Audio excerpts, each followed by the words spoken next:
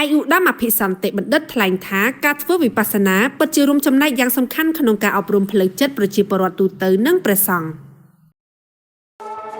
អាយុដាមអភិសន្តិបណ្ឌិតសសុខាឧបនាយករដ្ឋមន្ត្រីក្រសួងមហាផ្ទៃ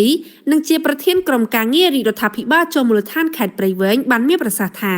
ការធ្វើវិបស្សនាគឺជាវិធីសាស្ត្របច្ចេកទេសបង្វឹកចិត្តនិងអារម្មណ៍ដើម្បីស្វែងយល់នូវភាពជាក់ស្ដែងនៃជីវិតតាមរយៈការសង្កេតមើលប្រកបដោយសមាធិនិងការយល់ឃើញដែលបង្កើនការយល់ដឹងនិងការសម្រាកផ្លូវចិត្តរបស់មនុស្សទាំងព្រះសង្ឃនិងពុទ្ធបរិស័ទដែលជាយន្តការយ៉ាងសំខាន់មួយក្នុងការប្រើប្រាស់ជីវិតប្រចាំថ្ងៃ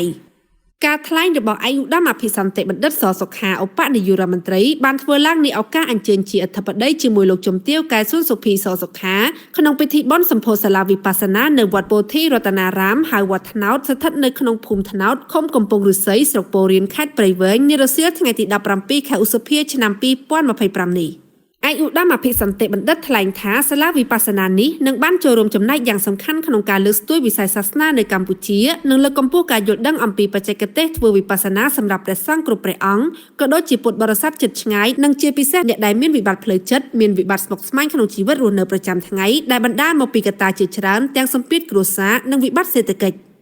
អាយុដាមអភិសន្តិបណ្ឌិតបានបន្ថែមទៀតថាការអប់រំផ្លូវកាយនិងផ្លូវចិត្តនេះបានលើកកម្ពស់ការអប់រំសីលធម៌ជាពិសេសដល់យុវជនជំនាន់ក្រោយឲ្យមានការយល់ដឹងពីអំពើល្អនិងអំពើអាក្រក់ដោយឃើញសារសំខាន់នេះសម្ដេចមហាបវរធិបតីហ៊ុនម៉ាណែតនាយករដ្ឋមន្ត្រីនៃកម្ពុជាបានបន្តយកចិត្តទុកដាក់ក្នុងការលើកស្ទួយវិស័យសាសនាឲ្យមានការអភិវឌ្ឍនិងបង្កើនការផ្សព្វផ្សាយបន្តទៀតទាំងផ្នែកវប្បធម៌ការអប់រំសុខាភិបាលសង្គមគិច្ចនិងសីលធម៌សង្គម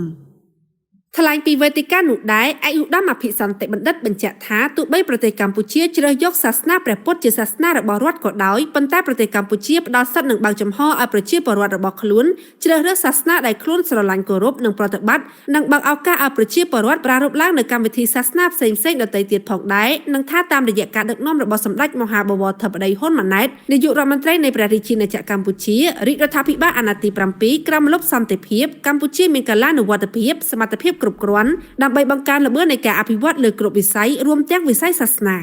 សូមបញ្ជាក់ថាសាលាវិបស្សនាដែលប្រារព្ធពិធីសម្ពោធនាឱកាសនេះមានទំហំ15ម៉ែត្រគុណ 33.80 ម៉ែត្រចាប់ផ្ដើមសាងសង់នៅថ្ងៃទី9ខែវិច្ឆិកាឆ្នាំ2024ដល់ថ្ងៃទី15ខែមីនាឆ្នាំ